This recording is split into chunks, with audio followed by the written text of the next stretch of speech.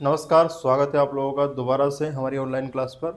और जैसे कि विगत टॉपिक में आपने देखा है कि हमने पुरापाषाण काल पढ़ा है, मध्य पाषाण काल पढ़ा है, और आज हम लोग बात करेंगे नवपाषाण काल के बारे में। अब नवपाषाण काल से कौन कौन से प्रश्न पूछे जाते हैं वो मैं आपको बताता हूँ।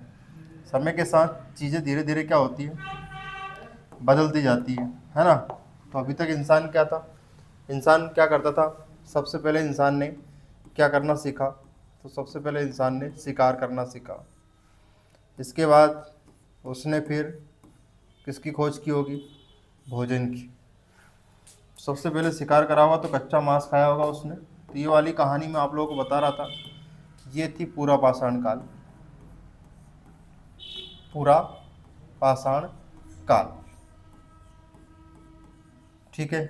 इसके बाद उसने भोजन की शुरुआत करी। मध्य पाषाण काल में उसने, हो सकता है कि उस भोजन को या उस शिकार को पका के खाया हो। और जब भोजन वो पूरी तरह से कृषि पर निर्भर हुआ, तो जब वो कृषि पर निर्भर हो गया भोजन के लिए, तो वो था नव पाषाण काल। तो नवपाषाण काल में किसकी व्यवस्था हो चुकी है, भोजन की। भोजन की व्यवस्था पहले भी थी, ऐसा नहीं था कि भूखा मरता था, पर सिस्टमेटिक रूप से। सिस्टमेटिक रूप से कैसे, अभी वो प्रकृति पे डिपेंड है। प्रकृति जो दे देती है वो खा लेता है, जो दे देती है वो खा लेता है। मतलब अब वो क्या करना सीखेगा, तो वो कृषि करना सीखेगा,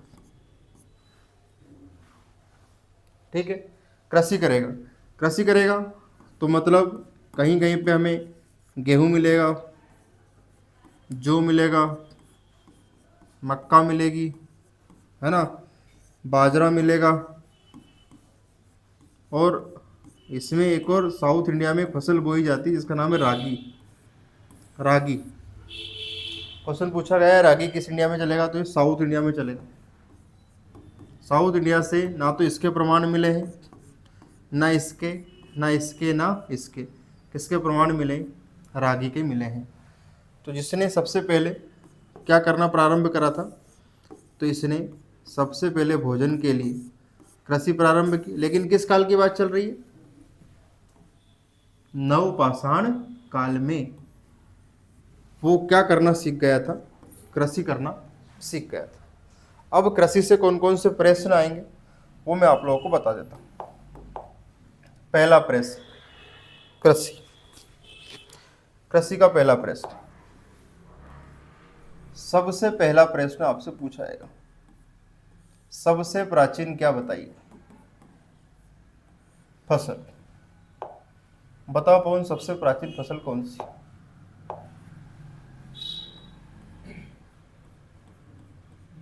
जौ। जौ को किसी किसी किताब में यौ भी लिखा गया है। इसके बाद ये भी प्राचीन फसल में आती है, कौन, गेहूं। गेहूं को कहीं कहीं पे गोधूम भी लिखा गया है। अगर यहाँ कृषि से और भी क्वेश्चन हम लोग अगर थोड़ा सा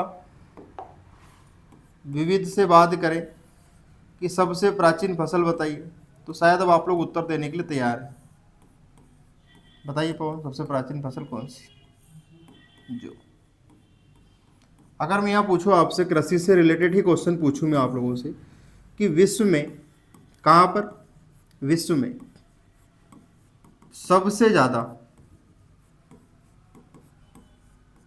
सबसे ज़्यादा उत्पादन किस खाद्य फसल का होता है, तो पवन आप लोग क्या उत्तर लगा सकते हैं इसका। अगर मैं चार ऑप्शन दूं, गेहूं, चावल, मक्का, बाजरा, तो आपका उत्तर क्या होगा, तो आपका उत्तर क्या होगा, चावल। अगर मैं यहां से प्रश्न पूछूं कि भारत की प्रमुख खाद्यान्न फसल कौन सी, तो आपका उत्तर क्या होगा,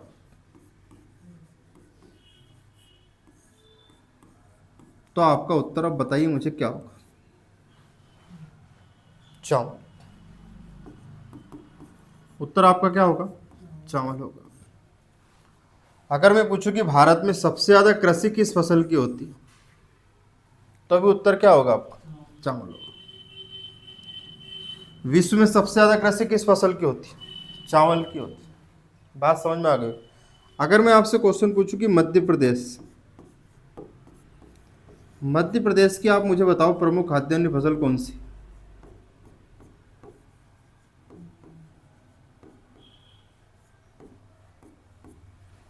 मध्य प्रदेश की प्रमुख खाद्यान्न फसल कौन सी? फिर मैं आपको 4 ऑप्शन दूं, गेहूं, ज्वार, मक्का, बाजरा, तो आप क्या उत्तर लगाओ?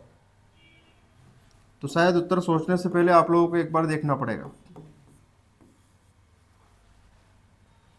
मध्य प्रदेश में गेहूं के लिए कौन सा क्षेत्र जाना जाता है? तो मध्य प्रदेश में गेहूं की रोटी, गेहूं की रोटी के नाम से या दलिया के नाम से, और गेहूं से बनते हैं मालपुआ।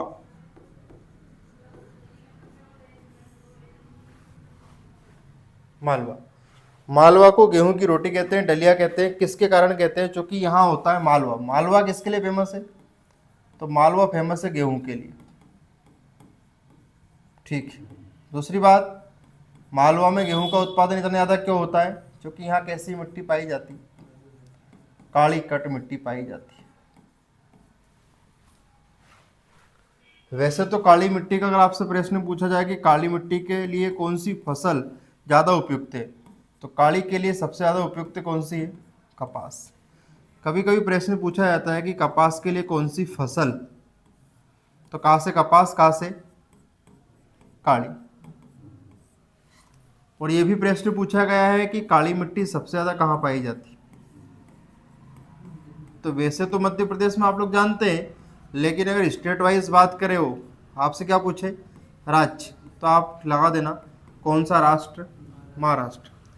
वैसे आप लोगों को काली मिट्टी के हिसाब से क्वेश्चन एक बार और पूछा गया था कि काली मिट्टी सबसे ज़्यादा गुजरात में नहीं पाई जाती है, महाराष्ट्र में पाई जाती है। तो फिर गुजरात में सबसे ज़्यादा क्या पाया जाता है? और ये क्वेश्चन पूछा गया कन्फ्यूजन के लिए कि कपास सबसे ज़्यादा कहाँ है? गुजरात में। काली मिट्टी सबसे ज़्यादा कहाँ है? महाराष्ट्र। और कहाँ से काली और कहाँ से कपास? ठीक है। तो काली मिट्टी के पास सबसे ज़्यादा क्या है? कपास। तो वैसे तो हम लोग बात कर रहे थे किसकी? प्राचीन फसल की बात कर रहे थे, लेकिन ये सारे क्वेश्चन ही कहीं ना कहीं कृषि से रिलेटेड। जब आए थे तो निपटा चले, कौन बार बार इधर उधर घूमता फिरेगा, है ना? तो कहने का ये इतिहास है, लेकिन इसके अंदर सारे मिसलेनियस क्वेश्चन मैंने डाल दिए हैं। ठीक है। अब हम लोग वापस कृषि वाले टॉपिक पे जाते हैं। देखिए, अगर आपसे पूछे कि कृषि के प्राचीन प्रमाण, सबसे पहले कृषि के प्राचीन प्रमाण कहाँ से मिले थे, तब आपका उत्तर क्या होगा मुझे बताइए। तब आपका उत्तर ये है, मेहरगढ़।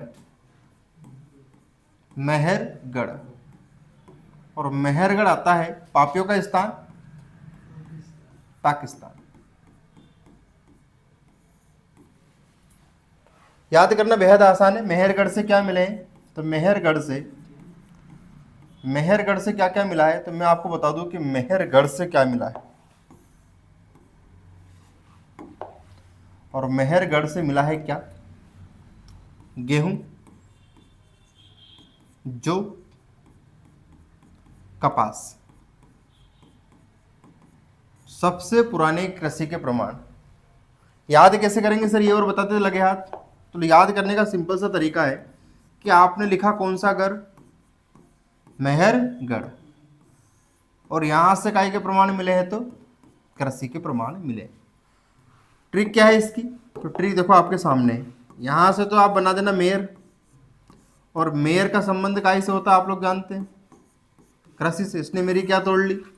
मेयर तोड़ ली। और मेयर तोड़ने का काम किसका है बोलिए? पापी आत्मा पाकिस्तान का है। तो बताओ, हमारी बाउंड्री में बार बार कौन एंट्री करता रहता है? पाकिस्तान। क्या तोड़ता रहता है? हमारी मेयर। मेयर पे का संबंध किससे? कृषि से। और मेयर तोड़ने वाले का संबंध किससे? पाकिस्तान से। ये हो गए यार।